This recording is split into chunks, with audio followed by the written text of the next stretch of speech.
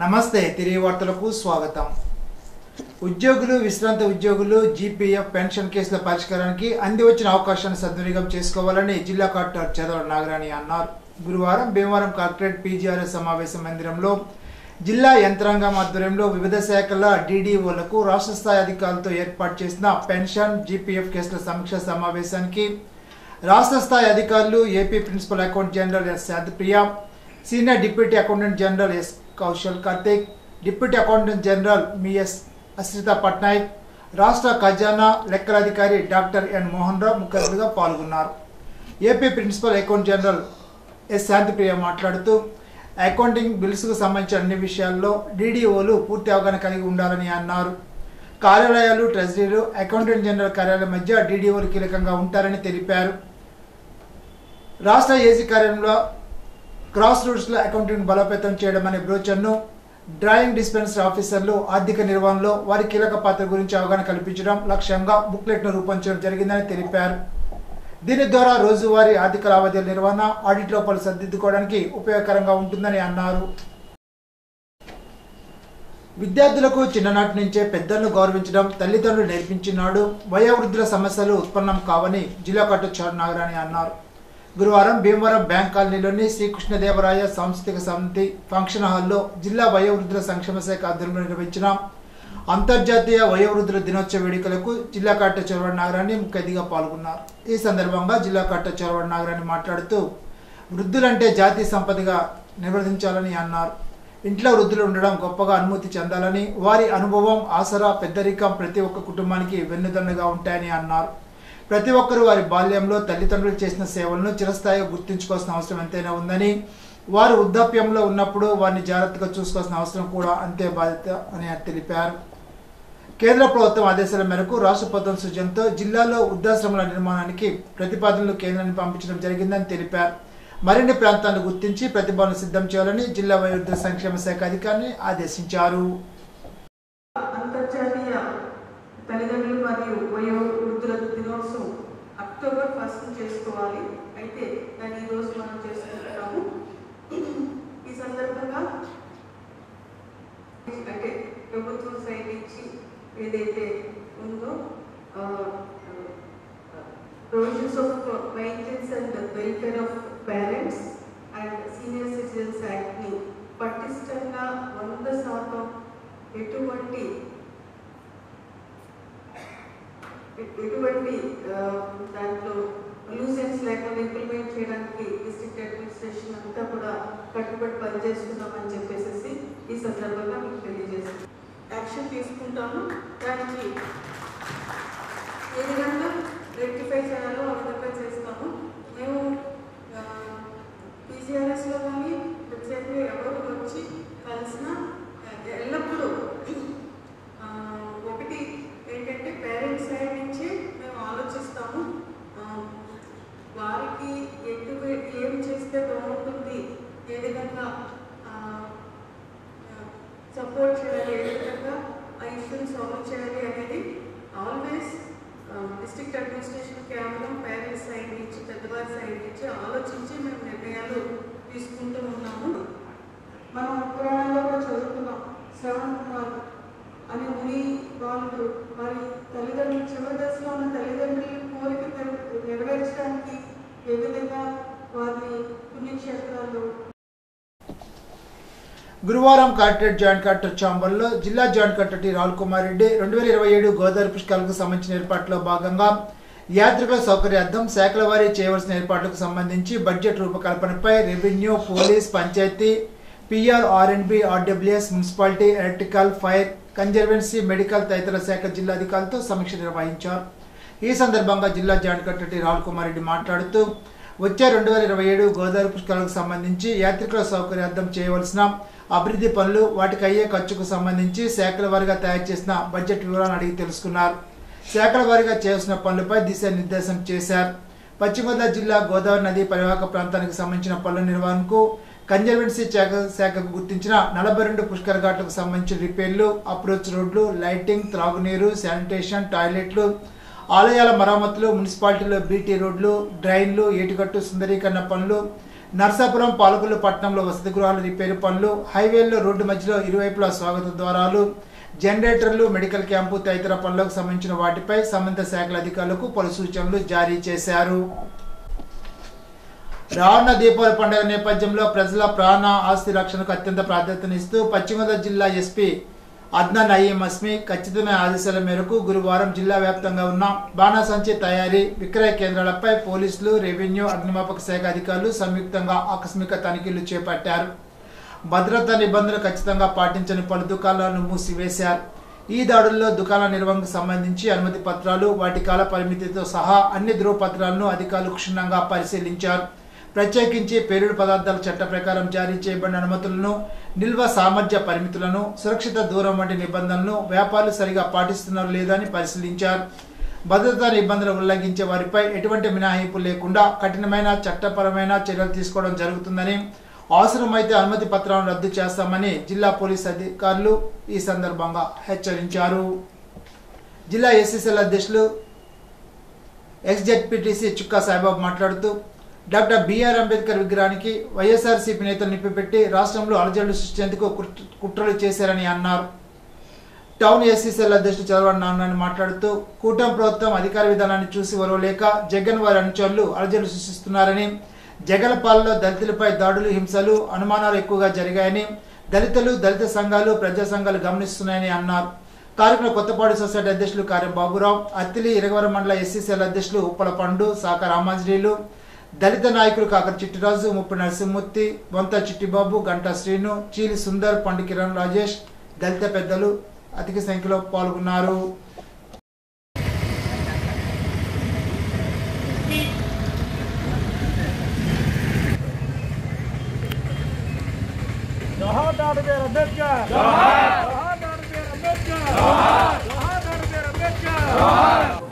ప్రపంచ మేధావి, బడుగు బలహీన వర్గాల ఆశాజ్యోతి, భారతదేశ దిక్చూసైనటువంటి డాక్టర్ బిఆర్ అంబేద్కర్ గారి యొక్క విగ్రహానికి నిప్పు పెట్టడం అనేటువంటిది చాలా హేయకరమైనటువంటి చర్య. దీన్ని తీవ్రంగా మేము ఖండిస్తున్నాం. చిత్తూరు జిల్లా మరి వేదరకుప్ప మండలం దేవలంపేటలో డాక్టర్ బిఆర్ అంబేద్కర్ గారి యొక్క విగ్రహాన్ని వైఎస్ఆర్సీపీ అక్కడ ఉన్నటువంటి గ్రామ సర్పంచ్ అయినటువంటి గోవిందయ్య, అతని యొక్క అనుచరులు కలిసి మరి అంబేద్కర్ గారి యొక్క విగ్రహాన్ని నిప్పంటించడం అనేటువంటిది చాలా దురదృష్టకరమైనటువంటి చర్య. దీన్ని తీవ్రంగా మేము ఖండిస్తున్నాం. మరి ఎందుచేతనంటే ఈ రోజున ఈ యొక్క జగన్మోహన్ రెడ్డి యొక్క అనుచరులకి భారత రాజ్యాంగం అంటే విలువ లేదు, ప్రజాస్వామ్యం అంటే విలువ లేదు. ఎందుకంటే ఆయన అధికారం 5 సంవత్సరాల అధికారంలో మరి అనేకమైనటువంటి దాడులు, అవమానాలు, అనేకమైనటువంటివి ఆయన యొక్క పరిపాలనలో జరిగాయి. కేవలం దళితుల మీద కాకుండా అనేకమైన సామాజిక వర్గాల మీద కూడా దాడులు జరగడం జరిగింది. మరి ముఖ్యంగా మనం చూసినట్లయితే ఈ రోజున మరి ప్రజా సంఘాలు, అలాగే దళిత సంఘాలు, అంబేద్కరిస్టులు అందరూ కూడా మరి అనేక మంది ఈ రోజున ఈ యొక్క అంబేద్కర్ గారికి విగ్రహానికి నిప్పంటించినటువంటి ఆ చిత్తూరులో జిల్లాలో జరిగినటువంటి సంఘటన ప్రతి వ్యక్తి కూడా ఖండిస్తున్నారు. నిమ్మక నీరెత్తినట్లుగా తాడేపల్లి ప్యాలెస్ లో ఈ జగన్మోహన్ రెడ్డి మరి ఏం చేస్తున్నాడో ఒకసారి ఆలోచన చేయండి. ఎందుకంటే ఈ రోజున మరి అంబేద్కర్ గారి యొక్క విగ్రహాలకి ఈ వైఎస్ఆర్సీపీ నాయకులు జగన్మోహన్ రెడ్డి గారు వారి యొక్క ఆలోచన విధానం నిప్పంటించవచ్చేమో కానీ ఆయనకు ఆశయాలను, ఆయన సిద్ధాంతాలను మట్టికి నిప్పంటించలేరు. మార్టెల్లో ఏర్పాటు చేసిన ఆటో డ్రైవర్ల సేవల కార్యక్రమంలో ఆటో డ్రైవర్లు పీతన సత్యనారాయణతో కలిసి ఆటో డ్రైవర్ల సేవల పథక ప్రారంభోత్సవ కార్యక్రమంలో పాల్గొన్నారు.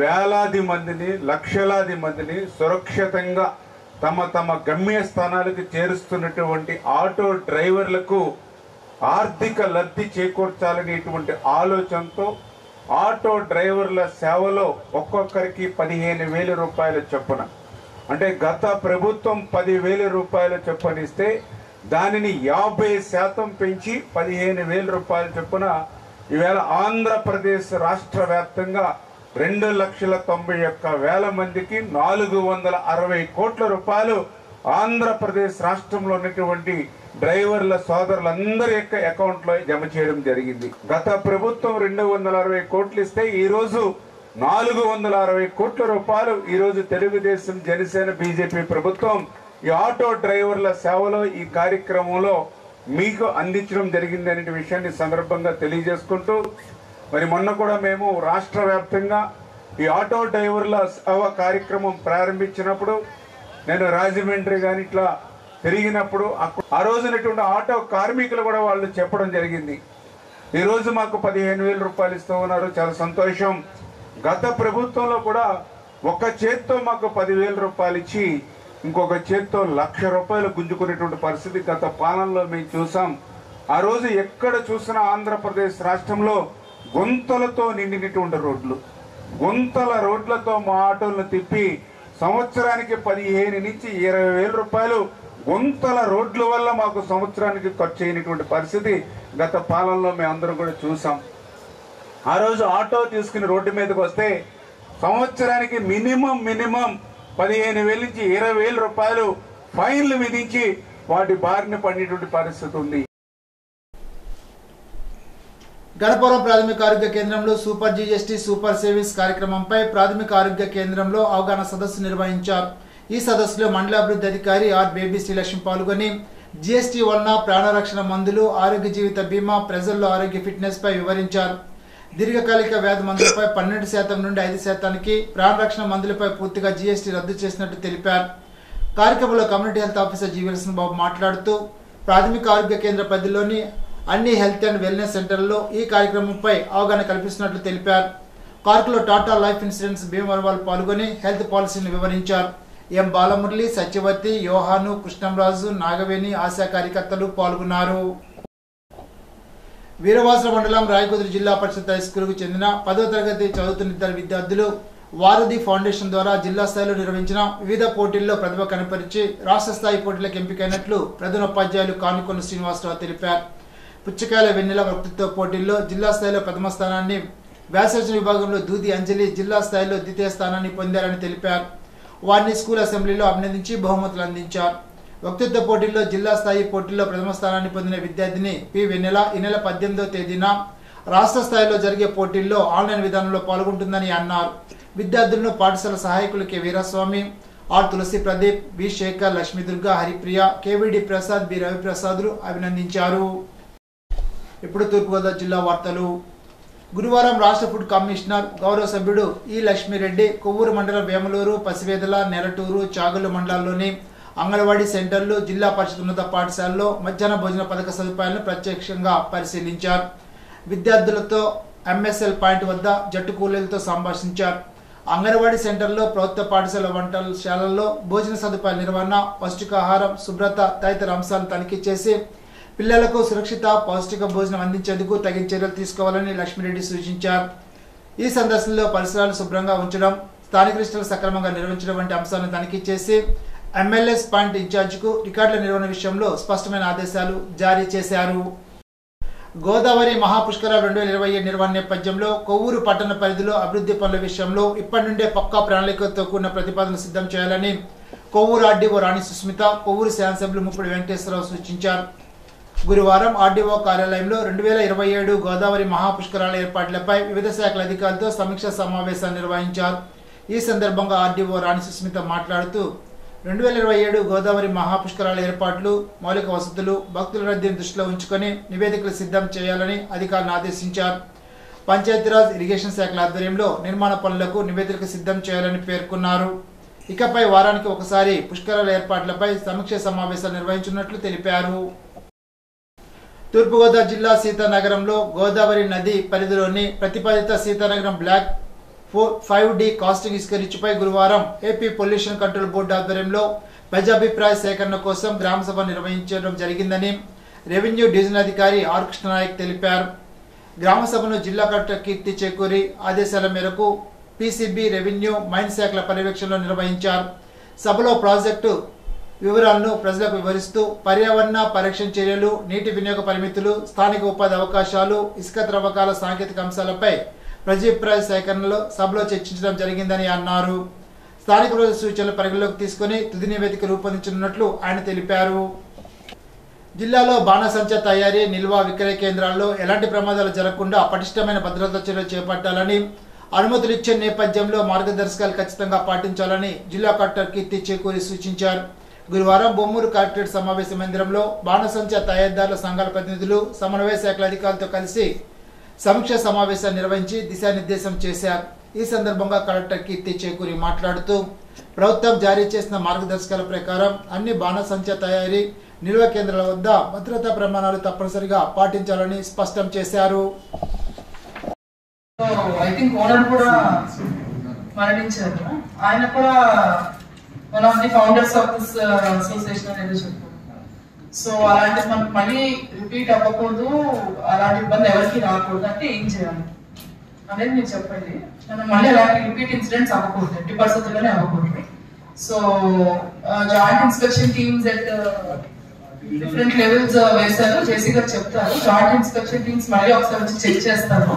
బట్ మీ వైపు నుంచి మీరు చెప్పండి ఏం చేస్తే అలాంటి ఇన్సిడెంట్స్ రాకుండా ఉంటాయి. అండ్ కొన్ని చోట్ల మినిమం నామ్స్ కూడా ఫాలో అవ్వట్లేదు, షాప్స్ మధ్యన డిస్టెన్స్ సరిగ్గా లేదు. వెంటనే మనం చేసిన వెంటనే స్టోరేజ్ దూరం పెట్టకుండా ఎక్కడికక్కడైతే మనం మ్యానుఫ్యాక్చర్ చేస్తున్నామో అక్కడే పెట్టేసి స్టోరేజ్ రేట్ గా తీసుకెళ్దాం. ఇలాంటి ఇష్యూస్ వస్తా ఉన్నాయి ఫీల్డ్ లో అని చెప్పారు. తూర్పుగోదావరి జిల్లా తాళపూడి మండలం పెద్దవరంలో గేదెల ఆకస్మిక మరణాల ఘటనపై జిల్లా యంత్రాంగం సమగ్ర పరిశీలన చేపట్టినట్లు పశుసంవర్ధక శాఖ నిపుణుల బృందాలు గ్రామాల్లో స్థల పరిశీలన నిర్వహించి నమూనాలను సేకరించి ప్రయోగశాల పరిశీలనకు పంపినట్లు జిల్లా కలెక్టర్ కీర్తి చేకూరి గురువారం ఒక ప్రకటనలో తెలిపారు. ప్రాథమిక నివేదికల ప్రకారం ప్రాణజీవి వ్యాధులు, వైరల్ ఇన్స్పెక్షన్ సమ్మేళనమే ప్రధాన కారణంగా గుర్తించారని, బాధిత పశువులకు అవసరమైన వైద్య సహాయం, డీవార్మింగ్, కీటక నియంత్రణ చర్యలు తక్షణమే ప్రారంభించినట్లు ఆమె తెలిపారు. గ్రామంలోని పశువులన్నింటికి ఉచిత వైద్యం సలహాలు అందించేందుకు మొబైల్ వెటర్నరీ టీంలను పంపినట్లు పేర్కొన్నారు. తూర్పుగోదావరి జిల్లాలో ఎటువంటి అవాంఛనీయ ఘటనలు జరగకుండా జిల్లా ఎస్పీ డి నరసింహకిషోర్ ఆదేశాల మేరకు ప్రత్యేక బృందాలు ఏర్పాటు చేసి బాణసంచా తయారీ కేంద్రాలు, స్టోరేజ్ గోడౌన్లు ఆకస్మిక తనిఖీలు నిర్వహించి బొమ్మూరు, రాజానగరం, బిక్కవోలు, కడియం, చాగల్లు, సమిశ్రగూడెం, సీతానగరం, గోకవరం, నల్లజల్ల పోలీస్ స్టేషన్ పరిధిలో కేసులు నమోదు చేశారు. జిల్లాలో లైన్స్ కలిగిన వారు మాత్రమే ప్రభుత్వ నిబంధనలకు లోబడి బాణసంచా తయారీ లేదా విక్రయాలు చేయాలని, ప్రభుత్వ ఆదేశాలు ఉల్లంఘించిన ఎవరైనా జనసంచార స్థలాల్లో లేదా అనుమతులు లేకుండా నిల్వ ఉంచిన, విక్రయాలు జరిపిన వారిపై చట్ట ప్రకారం చర్యలు తీసుకుంటామని హెచ్చరించారు. తూర్పుగోదావరి జిల్లా న్యాయ సేవాధికార సంస్థ కార్యదర్శి senior civil judge N Srilakshmi గురువారం రాజమండ్రి ప్రభుత్వ ఎస్సీ బాల వసతి గృహం, ఎస్టీ బాలికల వసతి గృహాన్ని సందర్శించారు. ఈ సందర్భంగా డిఎల్ఎస్ఏ కార్యదర్శి ఎన్ శ్రీలక్ష్మి విద్యార్థులతో మాట్లాడి వారికి అందజేస్తున్న బోధనా పద్ధతులు, వసతి సదుపాయాలు, ఆహార నాణ్యత తదితర విషయాలు అడిగి తెలుసుకున్నారు. వంటశాలను తనిఖీ చేశారు. విద్యార్థులు బాగా చదివి ఉన్నత స్థాయికి చేరుకొని మంచి భవిష్యత్తుకు పునాది వేయాలని ప్రోత్సహించారు. తూర్పుగోదావరి జిల్లా రాజనగరం మండలం పాలచెర్లలోని ప్రాథమిక ఆరోగ్య కేంద్రంలో గురువారం సూపర్ జీఎస్టీ సూపర్ సేవింగ్స్ జిల్లా వైద్య ఆరోగ్య శాఖ ఆధ్వర్యంలో ప్రచార కార్యక్రమాన్ని నిర్వహించారు.